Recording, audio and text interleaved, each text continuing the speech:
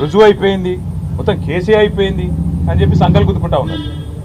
ఆ సన్నాసులకు నేను చెప్పేది ఏంటంటే, ఇది స్టార్టింగే, ఇప్పుడే ఇంత ఆగమైతే ఎట్లా? మేము ఆల్రెడీ హైకోర్టులో ఏదైతే క్వాష్ పిటిషన్ కొట్టేసినరో దాని మీద సుప్రీంకోర్టుకు పోయినాం. సుప్రీంకోర్టులో మ్యాటర్ ఉన్నది. ఇప్పుడు అది ఎప్పుడు వస్తుందో వస్తుంది. అది సుప్రీంకోర్టు ఎట్లా నడుస్తుందో ఆ పద్ధతి ప్రకారం 2 రోజుల్లోనో 3 రోజుల్లోనో వారం రోజుల్లోనో ఎప్పుడు వస్తుందో వస్తుంది. అక్కడ కూడా న్యాయ పోరాటం చేస్తాం. అట్లాగే నిన్న మీరు ఏదైతే నా హక్కులకు భంగం వాటిల్లే విధంగా వ్యవహారం చేసినారో, నేను విచారణకు చట్టాన్ని గౌరవించే పౌరుడిగా హాజరై అక్కడ ఏ సమాధానం అడిగినా చెప్తానని పోయినప్పుడు లాయర్లతో రావద్దంటారు. నేను చెప్పిన మీరు దొంగలు, ఎందుకంటే మీరు గిట్లనే చేసింది ఇదివరకు కూడా. పాపం మా పట్నం నరేందర్ రెడ్డి ఆయన ఇయని స్టేట్మెంట్ ఇచ్చినట్టు బుకాయించి వెంటనే మీడియాలో లీకులు ఇచ్చే దౌర్భాగ్యులు మీరు. నేను నమ్మను మిమ్మల్ని, మా లాయర్ బరాబర్ ఉండాలని అడిగిన. రేపు అందుకే కోర్టుకు కూడా పోతున్నా, హైకోర్టుకు కూడా. నాకు న్యాయవాదుల సమక్షంలో విచారణ జరగాలి అని కోరుతూ హైకోర్టుకు పోతున్నా. తప్పేమున్నది అందులో? న్యాయ వ్యవస్థను తప్పకుండా నాకు ఇవాళ ప్రాధేయపడి వారిని అడిగి నాకు ఈ దుర్మార్గుల నుంచి చట్టపరమైన రక్షణ కల్పించండి అని అడుగుతున్నాను. నేనేం వేరే అడుగుతలేను కదా, ఆ పని చేస్తున్నాను. దానికి కూడా కాంగ్రెస్ వాళ్ళకు ఏమేమో ఆగమాగం అయిపోతున్నారు. ఇక కొంతమంది మంత్రులు అయితే వాళ్ళే న్యాయమూర్తులు అయిపోతున్నారు, వాళ్ళే శిక్షలు వేస్తున్నారు, వాళ్ళే చెప్పేస్తున్నారు నెక్స్ట్ ఏం జరగబోతుంది, ఇదేమవుతుంది అదేమవుతుంది. వాళ్ళకి నేను చెప్తా ఉన్నా, ట్రయల్ మీడియాలో జరగదు, ట్రయల్ సెక్రటేరియట్లో జరగదు, ట్రయల్ మంత్రుల పేషీల్లో జరగదు, ట్రయల్ న్యాయస్థానాల్లోనే జరుగుతుంది.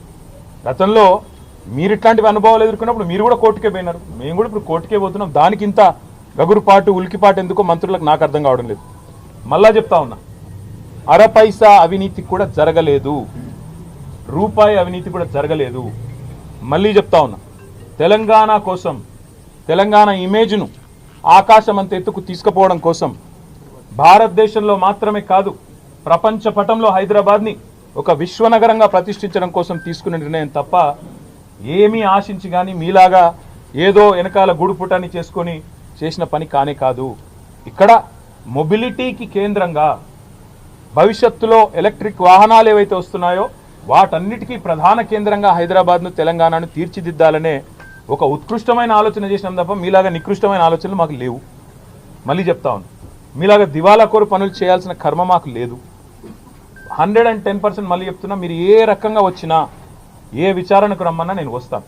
ఎల్లుండి 9వ తారీఖు నాడు కూడా లాయర్లతో మరి రేపు హైకోర్టు రిలీఫ్ ఇస్తే, నాకు అవకాశం ఇస్తే, హైకోర్టు మా వాదనను మన్నిస్తే, లాయర్లను అనుమతిస్తే లాయర్లతో పోతా అటెండ్ అవుతాను. ఈడీ కూడా పిలిచింది 16వ తారీఖు నాడు, తప్పకుండా వారి దగ్గర కూడా పోతాను. వారు కూడా ఏమడిగినా సమాధానం చెప్పడానికి నేను రెడీగా ఉన్నాను. నాకు దాపరికము లేదు, నాకు దాయాల్సింది కూడా ఏం లేదు. నిజాయితీకి ధైర్యం ఎక్కువ. తప్పకుండా నేను ముమ్మాటికి ఒక తెలంగాణ బిడ్డగా, రేషం గల్ల బిడ్డగా, ఏ తప్పు చేయని అనా పైసా అవినీతి చేయని బిడ్డగా చెప్తా ఉన్నా, ఏ విచారణ అనేది ఎదుర్కోవడానికి నేను సిద్ధం. ఇందులో శశబిషలు లేవు. ఈరోజు కొంతమంది ఏదైతే శునకానందం పొందుతున్నారు, ఏదో జరిగిపోయింది వాళ్ళకు కూడా నేను చెప్తా ఉన్నా, ఇది కేవలం ఆరంభం మాత్రమే. ఒక మీ పిటిషన్ను మీ విచారణ